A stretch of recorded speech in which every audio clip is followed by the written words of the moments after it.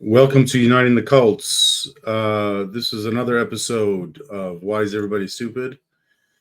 Can God have contradictions? That's what this one is about. And it's a continuation of two other videos on the questions, could God be evil? And that discussion led to, could God break his own laws? And now we're at, could God have contradictions? Suppose a being created the universe, let's call it God. Could such a God make contradictory laws of nature? Please explain your view. Don't just make a claim with no explanation. All right. And I got two people to reply that went back and forth with me. And it's two people that have often replied to my things. I'm not sure how to pronounce this. Avoriaz in summer. So I'm not sure what you mean by contradictory laws of nature, as in he could make a circle where pi equals 4 instead of 3.14 and whatever other thing, which is, what is it? Something to do with a circle. Or cold fire. I wonder if cold fire could, I don't know what cold means there. Because cold in the context of absolute 0 to millions of degrees. Anyway. I've heard philosophers distinguish between an omnipotent deity and a maximally powerful deity. The former is capable of absolutely anything, so that's this one, even breaking the laws of physics and making contradictory things real, such as creating a rock that he cannot lift yet. Also be able to lift it. I'm saying that wrong. Or making a married bachelor. I've never heard that one before. That makes no sense. A maximally powerful deity can do anything maximally feasible within the laws of reality. Okay. Omnipotent gods don't really make sense pretty much by definition. Exactly. I must have misquoted. So I say, okay, great, we're on the same page. Lots of ex-Muslims somehow don't know this. They say that if God existed, he could do whatever he wants, even break his own rules and have contradictions. So I asked them a clarifying question. Are you saying that God could have created a universe such that that universe has contradictory laws of nature? And then they say yes. And then I ask, so why don't you use this information to decide that that God theory is nonsense? I think these people are not even trying to find flaws in the theories they are considering. It's so fucking stupid. Okay, so that part ended there. Quran is a perfect book. Another person that often replies to my posts. When we say creating the universe, is the God itself part of that universe? Is the God creating itself along with the universe? That's an excellent question. I've thought about that before. The mechanism of its involvement in creation is important to defining its traits. Are we living in a bubble multiverse where you can interfere with an already emergent universe? In that scenario, the God is not as creatively involved, so we can't say it is all powerful. Or if it just was lucky enough to be at the right place at the right time to affect a new bubble universe. If we are talking about a God that is apart from the universe, we need a new definition of universe because everything that exists can't have an existing God outside of it. And it creates a universe that is a different level of involvement, who we can at the very least say has the power to create universes, even if we can't confirm that it is all powerful or maximally powerful. Even if we can't confirm that it is all powerful or maximally powerful. A very powerful being like that should be limited to logically consistent things. I don't know what it would take for a logically inconsistent and contradictory being to exist. I don't know if you can have an unstoppable force meet an immovable object. So I can't make the claim because it's logically contradicting, it must not exist, or because it's logically contradicting, it must not exist, or that it's outside our universe and its limits, thus it can exist with contradictions. We just can't know without evidence. So I say to that first part, excellent question. You're the first person on the subreddit to say that to me. This question may become relevant. For now, I'll leave it unanswered because I don't think it matters to my point. So to the end of his reply, I say, I don't think that's right. I think the correct way to think of it is this. Consider a theory that says, one, God created the universe. Let's ignore the first question you asked for now. And two, that universe has contradictory laws of nature. Do you see any flaws with this theory? I do. The universe cannot have contradictory laws of nature, hence the theory is refuted. So they say, so you're saying because as far as we know, the universe doesn't have contradictory laws, therefore God didn't make it? Or are you only saying a self-contradicting universe could be evidence of a creationist God? What would that universe even look like? How can we be sure which universe we're living in? We can't rule out everything we've seen as being a pocket of self-consistency and everything else being contradictory, even if our little pocket of the universe is consistent with its laws. If we could know for sure those things and we still didn't have evidence of a non-contradictory universe, then I guess we could call it refuted. So I say, for your information, scientists use that as an axiom or principle. The part I'm referring to is, he said, so you're saying because as far as we know, the universe doesn't have contradictory laws, as far as we know. It's a principle that scientists use. Nature does not contradict itself. If we see a contradiction, it's between our knowledge and nature, not nature and itself. And by this, I mean, there's scientists who outline what science is, and this is part of it. Recognizing that nature does not contradict itself. If you want specific sources, you can go to Ellie Goldratt, the physicist who became a business management guru. His theory is called theory of constraints. It's the first thing of the principles of science. Nature does not contradict itself. So they continue, as in fine.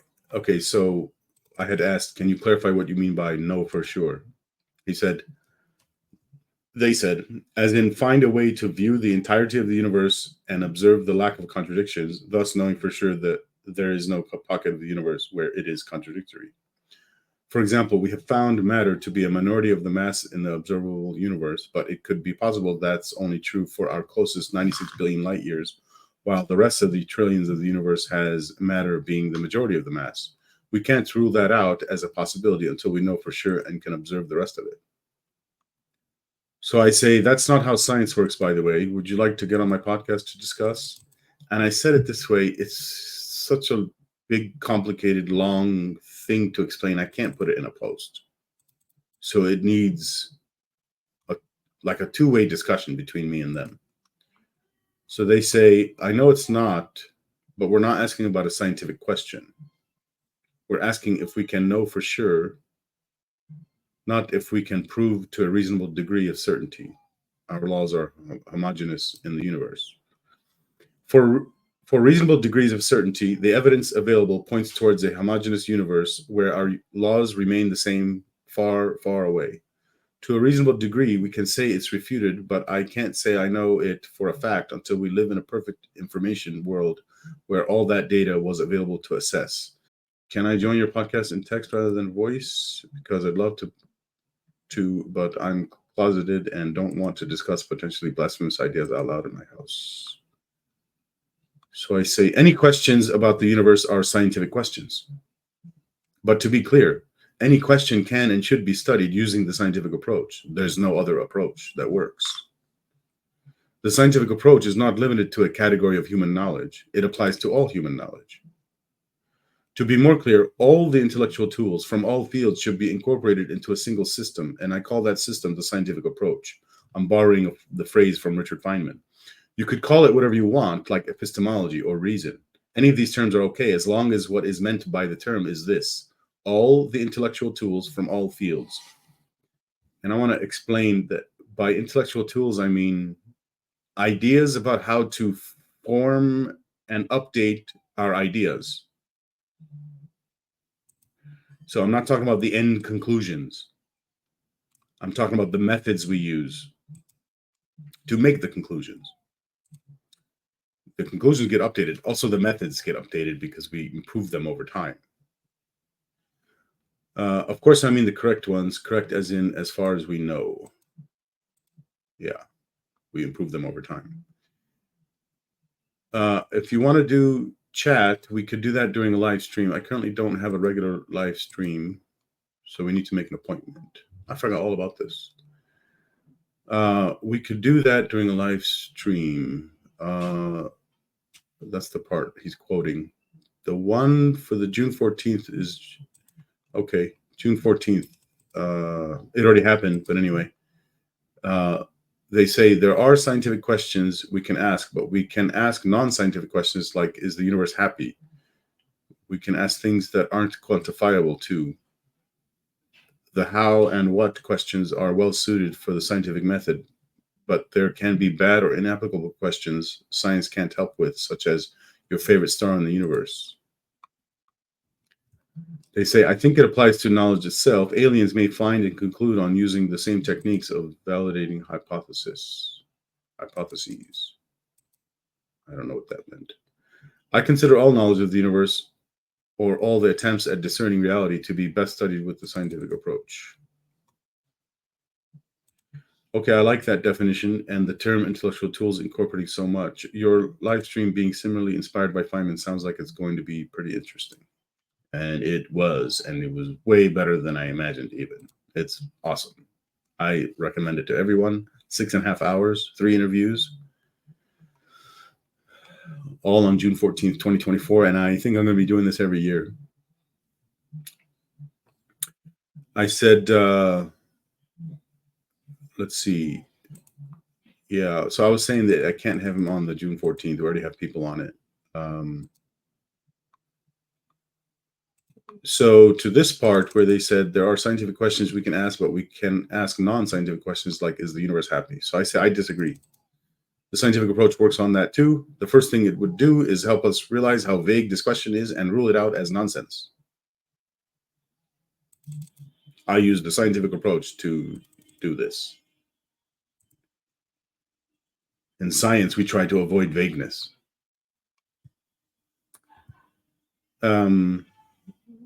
To this part where they said, oh, I just repeated the same thing. Okay, so let's keep going here.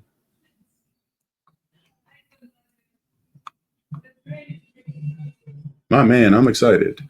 I'm just a grad student researching computer science and can't think of anything cult-like except maybe some groups. Okay. I was under the impression science here meant just the scientific method as it is applied in publishing journals. Yeah, that's why I didn't use the phrase scientific method. I said scientific approach, just to try to get people to not think of the scientific method as it is strictly defined in textbooks.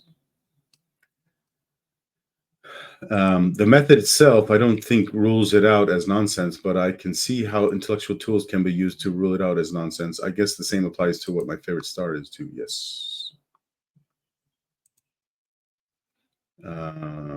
Let's see.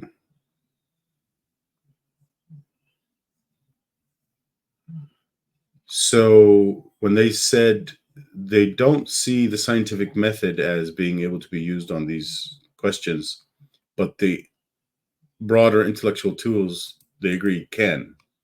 So I say the scientific method without the underlying ideas is meaningless. You can't actually do the scientific method correctly without all the ideas that are like the framework for the method.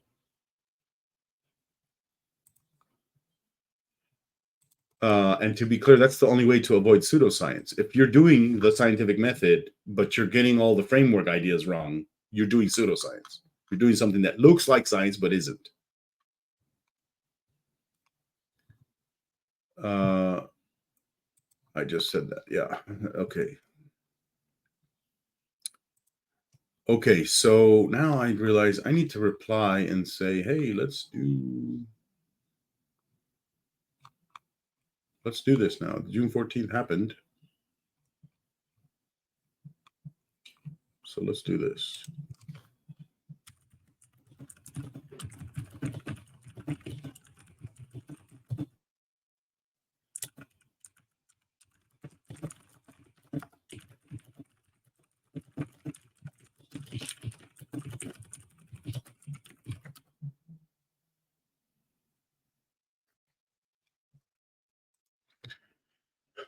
All right, so I guess that's it.